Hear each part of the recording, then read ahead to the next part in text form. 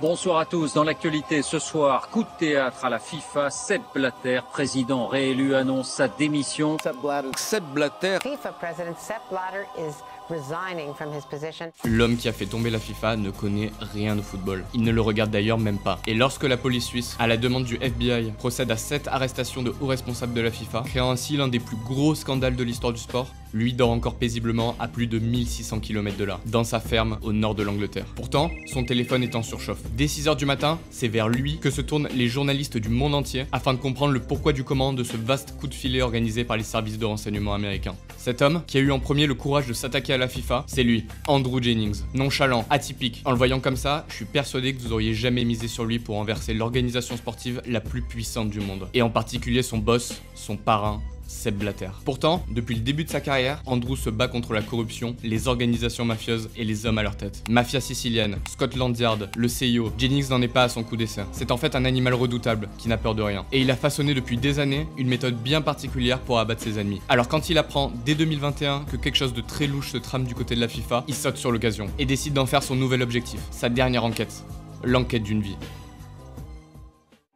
Jennings est né en Écosse, mais enfant, il déménage à Londres, où son grand-père joue alors pour une grande équipe locale, Leyton Orient. Mais lui a très peu d'intérêt pour le sport. Sa passion, le journalisme. Plusieurs décennies ont passé, et en 2001, le journaliste d'investigation a maintenant 57 ans. Ses deux plus grands faits d'armes, un énorme trafic de cocaïne dans la police londonienne, et une grosse affaire de corruption au CIO, entraînant l'expulsion d'une dizaine de hauts membres et le départ forcé de son président. En 2001 donc, c'est le moment pour Andrew Jennings de trouver une autre cible. Mais il en a pas fini avec le sport, et décide d'enquêter sur une autre organisation qui grandit plus que toutes les autres, à une vitesse délirante, la FIFA. Pour que vous compreniez bien, la vocation de la FIFA, c'est de gérer et développer le football dans le monde, tout simplement. Et pour ça, elle met en place des programmes de développement en faveur des continents défavorisés. Nouveaux terrains, achat d'équipements, aide aux fédérations, tout est fait pour que le football s'universalise. Une très bonne chose. Et ses plans sont gigantesques. Durant le mandat 2011-2015, plus d'1 milliard de dollars y ont été injectés. Ouais. La FIFA est riche, très riche. Et bien qu'étant officiellement une association à but non lucratif, elle génère un chiffre d'affaires gigantesque, du fait de l'organisation des compétitions et de leur sponsoring. Et en 2013, son chiffre d'affaires est de 1,3 milliard de dollars. Ses réserves en cash, 1,4 milliard de dollars. Et à la FIFA, c'est un secret de polichinelle. Depuis plusieurs années, l'argent fait tourner les têtes. Et la corruption a petit à petit gangréné l'organisation. Le bruit court que la FIFA est en fait un système extrêmement bien huilé, au service d'une personne. Son chef. Blatter est un animal politique et il a compris mieux que personne comment utiliser les rouages de l'administration pour rester au pouvoir. Et la pierre angulaire de sa stratégie, ce sont ses fameux programmes de développement. Parce que pour Blatter, financer des petites fédérations, c'est au final s'assurer du vote de leur président lors des élections. Car à la FIFA, les petites nations sont aussi importantes que les grandes. Et au moment de voter pour le futur président, chacune vaut une voix. Une voix pour la France, une voix pour Andorre, une pour l'Allemagne, une autre pour le Liechtenstein. Donc financer des programmes de développement des nations mineures, payer leurs infrastructures, mais également les trains de vie luxueux de leurs représentants, c'est s'assurer du soutien de leur président et ainsi rester au pouvoir. À la FIFA, on appelle ça le système blattérien. Je pense que vous l'avez compris,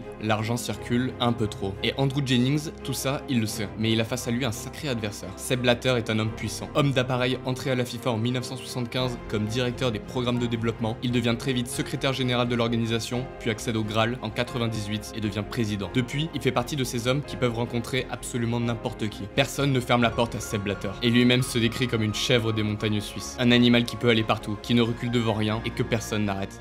Et surtout, il est à la tête d'une organisation qui fonctionne de manière très similaire à une mafia. Never rat on your friends and always keep your mouth shut.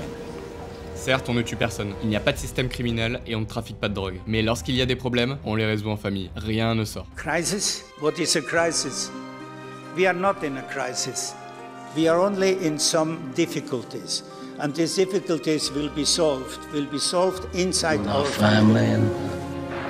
Et Blatter se sait intouchable, car il connaît les secrets de tous, mais personne ne connaît les siens. Alors la grande problématique de Jennings, c'est de trouver des sources, des insiders, qui accepteront de parler, de s'élever contre ce système, et lui délivreront des documents confidentiels. Et pour ça, Andrew sait que son meilleur atout, c'est sa différence. Il est un personnage à part. Mr. Lundy, World in Action, we'd like to ask you some questions. How much did you know about Roy Garner's involvement in cocaine, Mr. Lundy? Are you corrupt? President Blatter, I must ask you, are you a fit and proper person to control world football? Mr. Warner, good morning. Welcome to Zurich. Good evening, Mr. Warner. Andrew Jennings, BBC Panorama. Hello again. Come on, leave me alone. Mr. Warner. If I could have spit on you, I would have spat on you. Why would you spit on me? Because you're garbage. How much money did you make selling World Cup tickets this year? Ask him. Thank you so much, Mr. Warner. Mais Jennings ne fait pas ça que pour le show. Cette manière de se mettre en scène est en fait une tactique redoutable qu'il a développée en enquêtant sur le milieu du crime organisé. Se mettre en première ligne, déclencher une guerre à la vue de tous pour que ceux qui le souhaitent puissent lui faire confiance. Et ainsi se rallier à sa cause, pour que ses futures sources puissent avoir le même courage et s'élever contre leur hiérarchie. Car il le sait, dans toute organisation où la corruption règne, il y a des employés modèles, qui ont des familles à nourrir et des prêts à rembourser. Pour eux, c'est impossible de partir en guerre sans un général à leur côté. Donc il faut leur montrer la voie. Alors quand Sepp Blatter organise sa première conférence de presse suite à sa réélection, l'Écossais n'hésite pas. Il prend le micro et pose devant une assemblée de journalistes et d'employés de la FIFA médusés la question qui va tout changer. Monsieur Blatter, avez-vous déjà accepté un pot de vin? Et en disant ça, Jennings dit en fait, ça y est, je suis là, regardez qui je suis, j'ai déjà renversé le comité international olympique et maintenant c'est leur tour. Je sais qui ils sont, je n'ai pas peur, rejoignez-moi. Mais Sepp Blatter et la FIFA connaissent le danger que représente Jennings et il n'est pas le premier à fouiller d'un peu trop près dans les affaires de l'organisation. Alors il prépare leur riposte. Première étape, les intimidations. Blatter menace immédiatement de poursuivre Jennings en diffamation, mais bien sûr il ne le fera pas. Puis Jennings remarque des choses étranges qui l'amènent à penser qu'il a été mis sur écoute et que son ordinateur a été hacké. Mais ce n'est pas assez pour le décourager. Il faut alors passer à l'étape 2, les interdictions. Jennings ne sera plus invité aux conférences de presse de la FIFA. Un protocole spécial est réservé pour lui et son équipe. L'objectif, qu'il ne se retrouve plus jamais en position de questionner Sepp Blatter. Pire, qu'il devienne persona non grata dans le milieu du foot. Ça aurait certainement découragé n'importe quel journaliste sportif, soucieux de garder ses entrées dans le monde du football, et donc son emploi. Mais pas Jennings, qui n'en a de toute façon rien à d'assister à des matchs de Coupe du Monde. La troisième étape aurait pu être la corruption, mais Andrew est incorruptible. Et ça, la FIFA le sait. Next. Tout ce qu'il leur reste à faire donc est de nier, et continuer à se battre pour fatiguer le journaliste.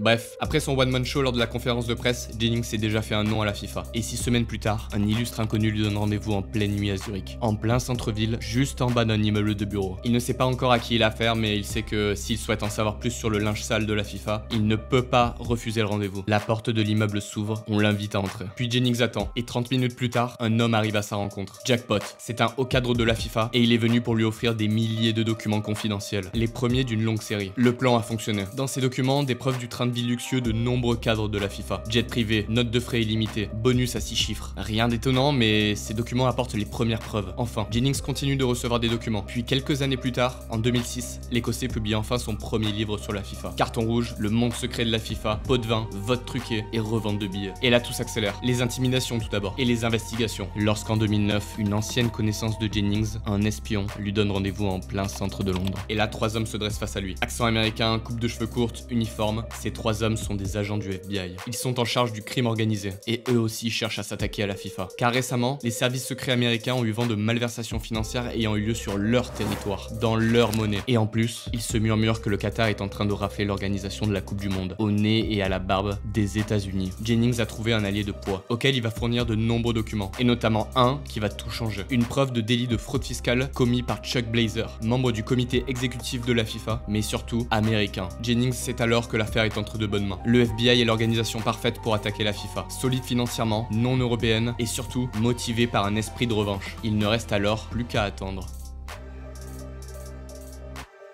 Et la récompense arrive. Nous sommes maintenant en 2015, soit 14 ans après les premières investigations de Jennings. Et à Zurich, à 3 jours du congrès de l'élection du président de la FIFA, 7 hauts membres de la FIFA sont arrêtés grâce à l'aide de Chuck Blazer. Nouvelle top du FBI, retournée grâce aux documents fournis par Jennings. Les charges, rackets, escroquerie et blanchiment d'argent. Une victoire, mais pas encore une victoire totale, car un homme est encore passé miraculeusement entre les mailles du filet. D'autres auraient abdiqué, mais pas lui. Les pressions arrivent de toutes parts, mais il tient bon. Il semble plus déterminé que jamais à briguer un nouveau mandat. Et 3 jours plus tard donc, l'élection a lieu. Et les résultats tombent. Sepp Blatter est réélu sous les acclamations des responsables de fédération. Le monde entier est abasourdi. Blatter s'en est encore sorti.